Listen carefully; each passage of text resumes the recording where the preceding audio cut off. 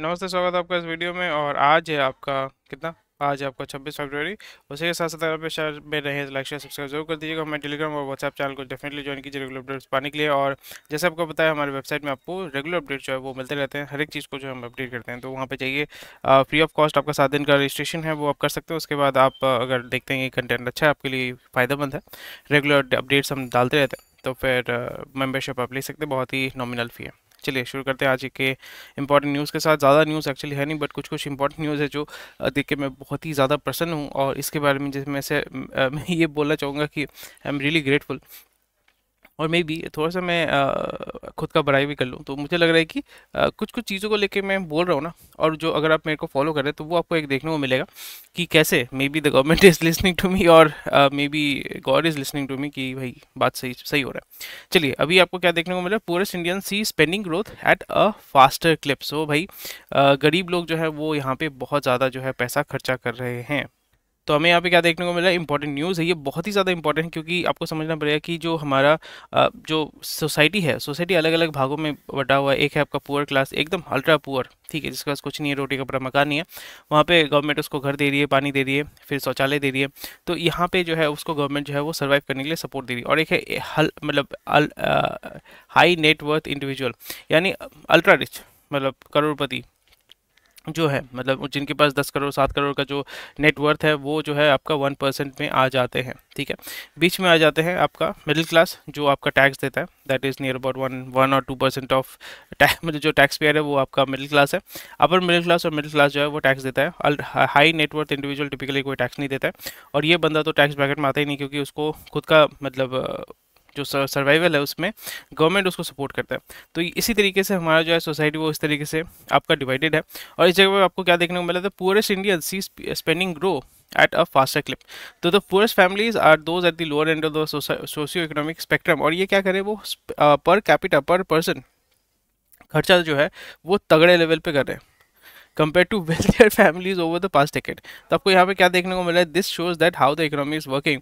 And आपको ये देखना पड़ेगा किस तरीके से जो है माइंड से चेंज हो रहा है, और किस तरीके से जो है पैसा वाला यहाँ पे आपको क्या देखने को मिला है। यहाँ पे मैं आपको ये समझाने की कोशिश कर रहा हूँ, ये आपको बताने की कोशिश कर रहा हूँ, जो रिच पर्सन है, जो वेल्थियर फैमिली है, वो हमेशा जो इन्वेस्टमेंट करता है, टिपिकली हाँ एंजॉय करते हैं, पैसा खर्चा करते हैं, it is perfectly fine, but उनका मेन ऑब्जेक्टिव होता है हाउ वी कैन लेवरेज। क्योंकि वो देखता है कि ये मेरा मार्केट है, ये जो गरीब आदमी है या जिसके पास पैसा कम है, जो एस्पिरेशनल है, आपको समझना पड़ेगा एस्पिरेशनल क्लास जो है, ये पूरा जो सेगमेंट है ये एस्पिरेशनल है। और ये जो है ये एस्पिरेशन को क्रिएट करता है। हाई नेटवर्थ इंडिविजुअल, उसके पास तो सब कुछ है, लंबोर्गिनी, गलाडो, फिर आपका जैगुआर, फिर बड़े बड़े घर, अ, दारू, मतलब वही तो रोटी कपड़ा मकान जो है एडवांस लेवल पे है उसके पास, ठीक है। तो ये चीज़ है, वो घूमने जाता है, मॉरिशस जाता है, यूएस जाता है, कनाडा जाता है, सब कुछ उसने कर लिया, ठीक है। अभी वो क्या करेगा, बोर हो गया, अभी वो भक्ति की तरफ आएगा। मैं इसके बारे में पहले भी बात कर चुका हूँ, हाउ वो जो सर्कल है, लाइफ का सर्कल, वो इसी तरीके से, जो जीवन का चक्र है वो इसी तरीके से घूमता रहता है। पर यहाँ पे हमें ये देखना पड़ेगा कि उसके पास तो पैसा है, पर वो चाहता है कि मुझे और पैसा चाहिए, मुझे और पैसा चाहिए, मुझे और लेवरेज चाहिए, वो अपना दिमाग लगाता है। तो यहाँ पे वो क्या देखता है कि एस्पिरेशनल क्लास क्या है, ये गरीब आदमी है, और मिडिल क्लास आदमी है जो ऊपर की तरफ जाना चाहता है। वही होता है ना कि जब भी आप कोई माउंटेन देखोगे, यहाँ पे बॉटम में कोई भी पिरामिड देखो, बॉटम में ज़्यादा लोग जो है बैठे हुए हैं, वो ऊपर जाना चाहते हैं। और ऊपर वाला जो पहुंच गया है वहाँ पे देख रहे हैं भाई यहाँ पे कुछ है नहीं, पर फिर भी यहाँ पे नीचे वाले लोग तो ऊपर आना चाहते हैं, तो उनको क्या करेंगे, हम वहाँ से उनको लेवरेज कर सकते हैं, and we can make money off them. So bottom line ये है, समझाने की बात मैं ये कर रहा हूँ कि यहाँ पे आपको क्या देखने को मिला, द जो गरीब लोग हैं वो ज़्यादा पैसा खर्चा कर रहे हैं, पर वो पैसा कहाँ पे खर्चा कर रहे हैं, this means that the while they started from a smaller financial base, there rate of spending growth is faster. So again bottom line ये है कि यहाँ पे उनके पास इनकम, अगर हम देखें, लोग अगर हम ग्लोबल नेशनल लेवल पे अगर हम देखते हैं, तो इनकम जो है उस तरीके से ग्रोथ नहीं हुआ है। इसलिए आप देखोगे इनकम के ऊपर वो उतना कुछ बात नहीं होता है। जीडीपी ग्रोथ आप बोलोगे, हाँ जीडीपी ग्रोथ होता है, पर जीडीपी ग्रोथ में जो है डिस्पैरिटी आपको नहीं दिखाई देती, सोशियो इकोनॉमिक डिस्पैरिटी वो आपको एक्सप्लेन नहीं किया जाता है।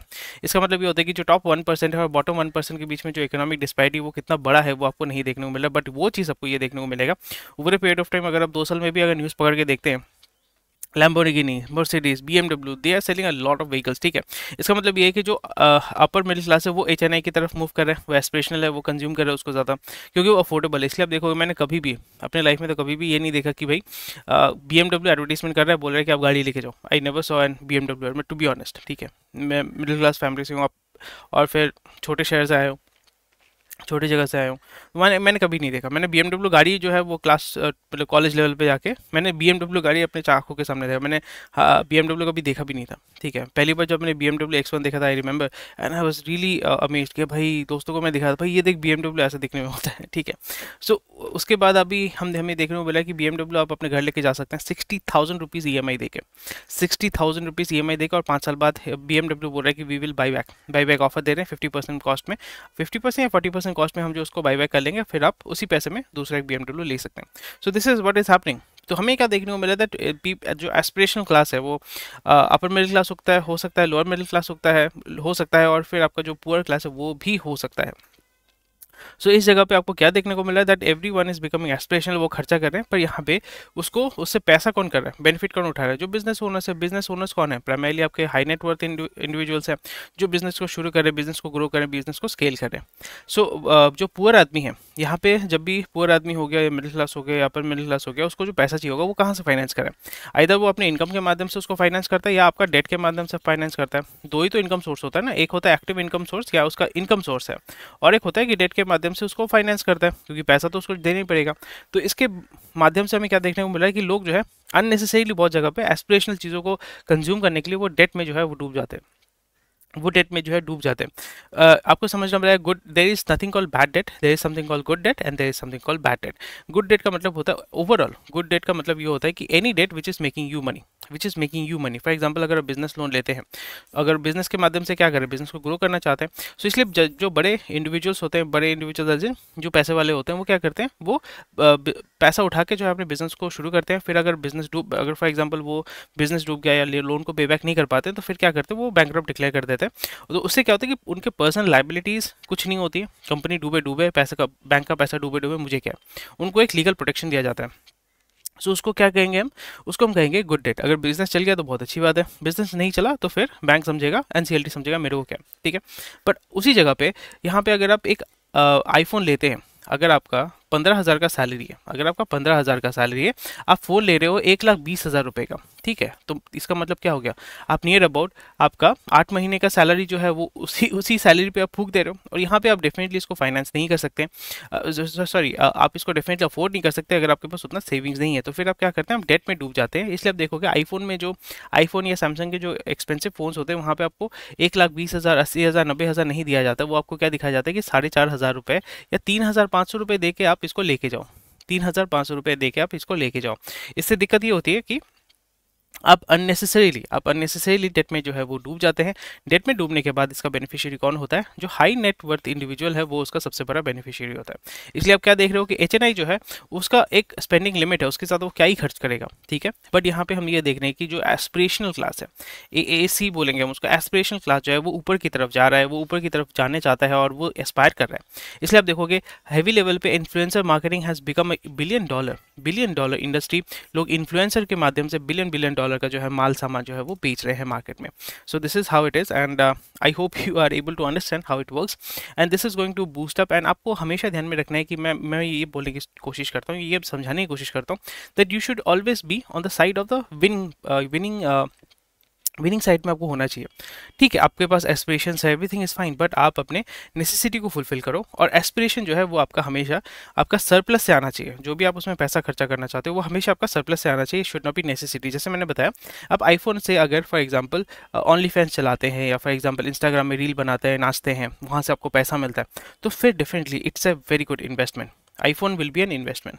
पर अगर आप आपके दोस्त लोग खरीद रहे हैं, मे बी आपके जो इन्फ्लुएंसर्स हैं, फेवरेट इन्फ्लुएंसर्स हैं, वो बता रहे हैं कि भाई मारो मारो नहीं, तो ऐसा नहीं, हरियाणवी में कैसे बोलेंगे उसको, हमार नहीं बोलते हाँ जो भी है, वट एवर दैट इज है, कि मेरा आईफोन देख, आईफोन 16 लेके आया मैं, थारो पास है ना है, ठीक है थारो पास ना है, और इसको लेने के लिए लिंक जो है डिस्क्रिप्शन में दिया है, जाके क्लिक करके ले लियो, समझे।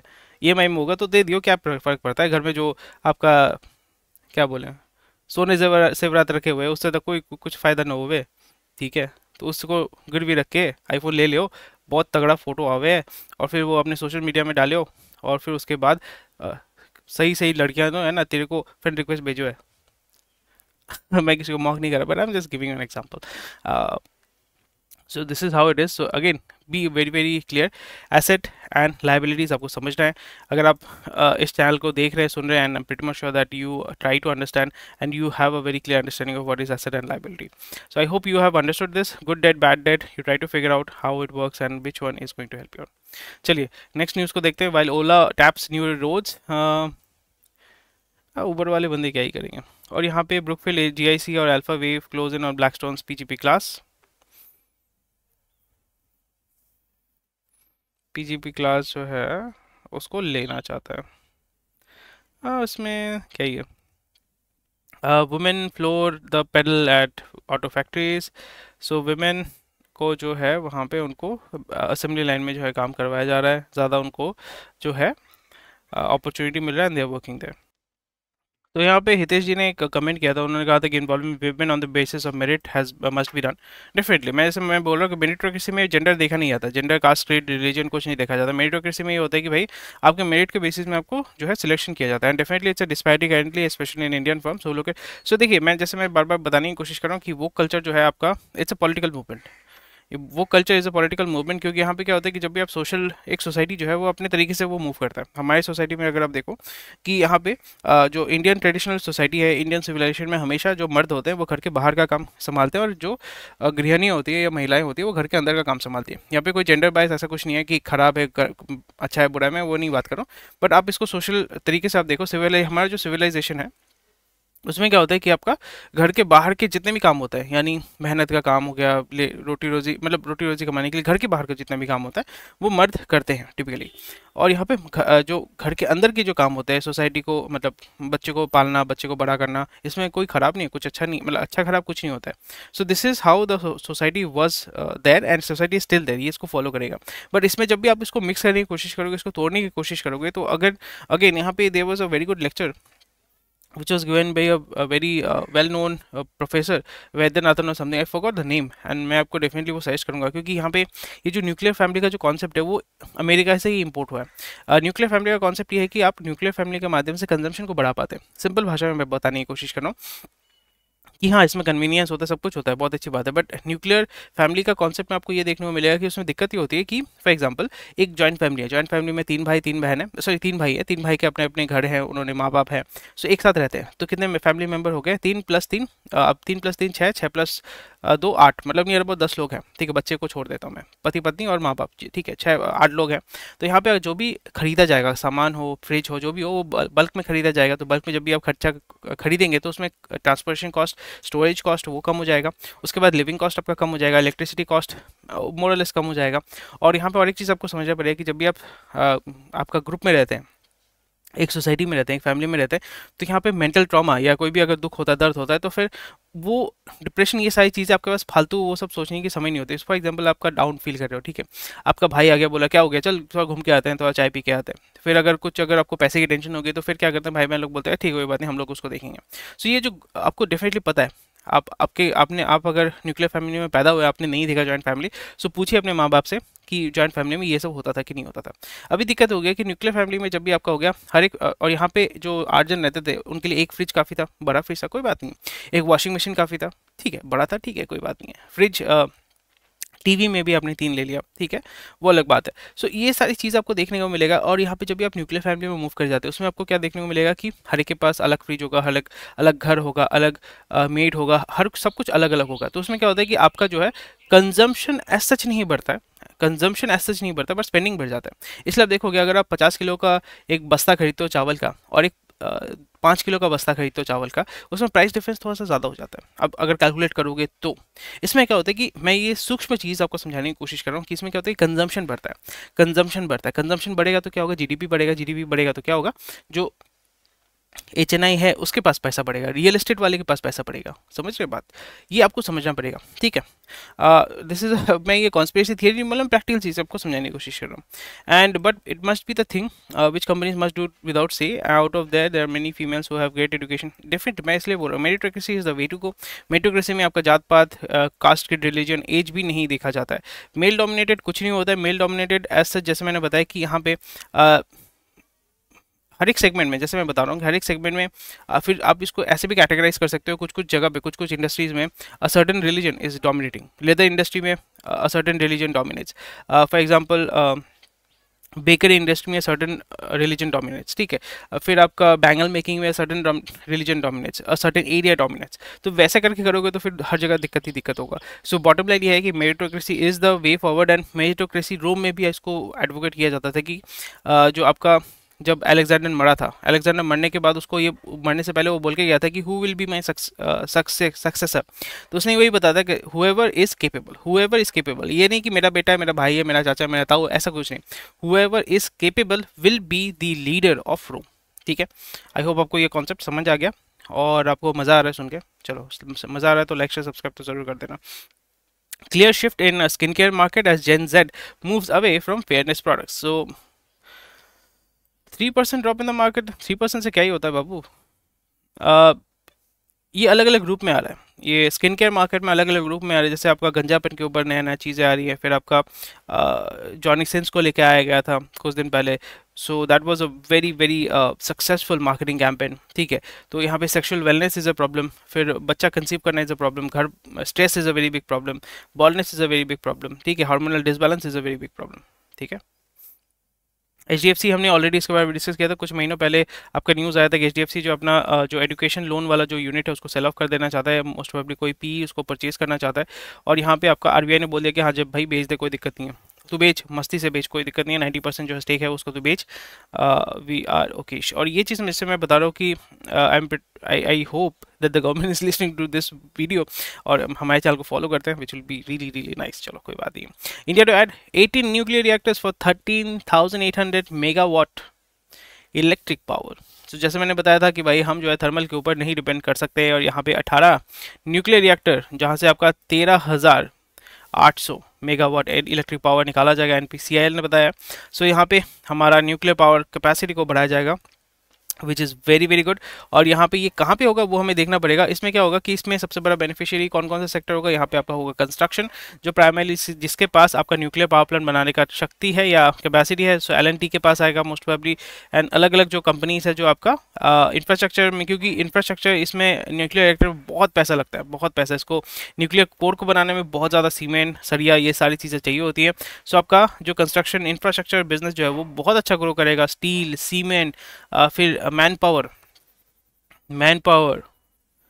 फिर आपका सेफ्टी, सिक्योरिटी, इसमें जो है तगड़े लेवल का इन्वेस्टमेंट होने वाला है, which is very very good. और यहाँ पे ऑलरेडी हमने जैसे बात किया था, हमने देखा था कि यूरोप से जो है लोन के माध्यम से इंडिया में पैसा आ रहा है। IOC and GAL fined over listing norms, ये sweet man, sweet, very sweet.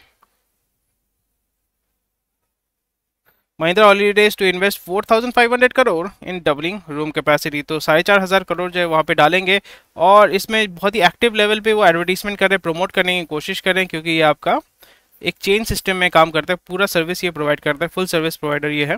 So it's a very positive thing. कितना ये फ्रूटफुल होगा, क्योंकि टिपिकली जो मैंने स्टडी किया था, if I am not, I hope I am wrong, कि महिंद्रा हॉलीडेज हैज़ बिन, उसका मार्जिन जो है बहुत ही स्लिम है और उसका प्रॉफिट जो है उतना अच्छा नहीं होता है। Paper and paper board import jump 37%, which is something to be interesting. तो यहाँ पे पेपर बोर्ड, पेपर, क्योंकि ये टिपिकली आपका इंडिया में मैन्युफैक्चरिंग होता है।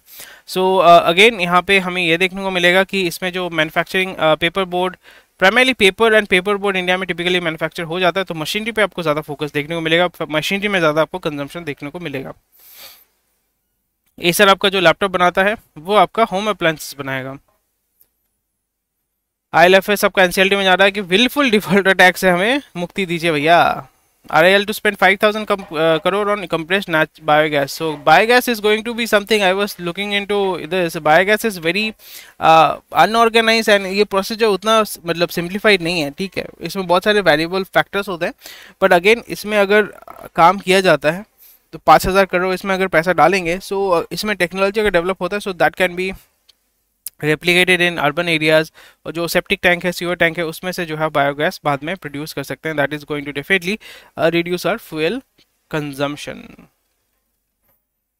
No foreign remittance license, no FEMA violation. Paytm बोल रहा है कि भाई हमने कोई ऐसा फर्जीवाड़ा काम नहीं किया, तो हमें मुक्ति दे दो। 21,920 में आपका निफ्टी जो है हल्का नीचे की तरफ गिर रहा है, बट जैसे मैंने बताया कि मैंने एक कंपनी में पैसा डाला हुआ था। कौन सी कंपनी में?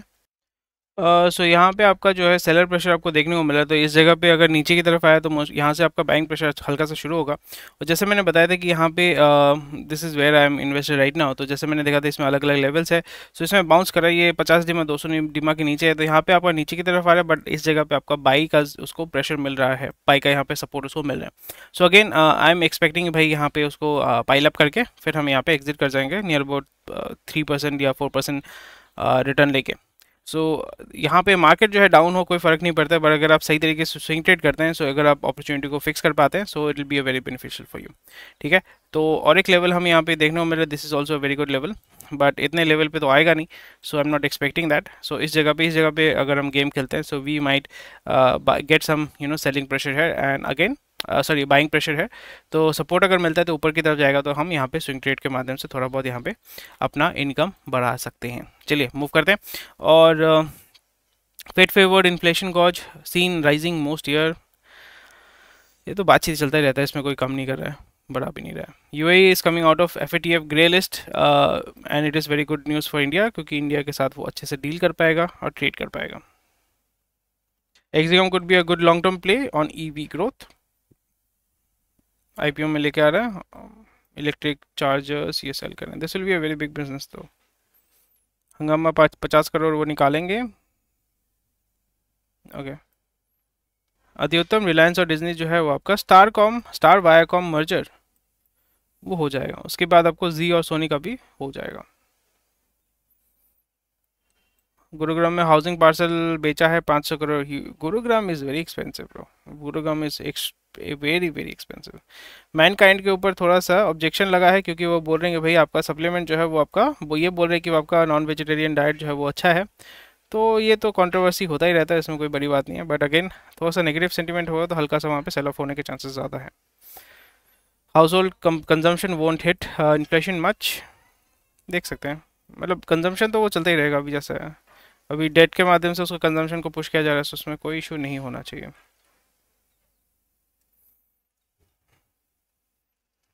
बाप रे बाप, मॉस्पी बोल रहा है कि 431 इंफ्रा प्रोजेक्ट जो है उसका कॉस्ट ओवररन 4,80,000 4,80,000 मतलब 4.8 लाख करोड़ ओवररन हो चुका है, खतरनाक है भाई। ओए होए होए होए, दिस इज वेरी, जैसे मैंने बताया ना कि वी आर एक्चुअली ना हल्का फुल्का मतलब बबल फूट नहीं रहा है, बट है हाउसिंग बबल है या सॉरी इंफ्रा बबल है। इंफ्रा में ज़्यादातर आपका हाउसिंग वाला ही बबल है। Upstarts are everywhere, we have to be constantly on our toes. Uber CEO बोल रहे हैं कि भाई दारा खुशरोआशी, दारा खुशरो शाही या sorry Dara Khusro shahi voted to remove from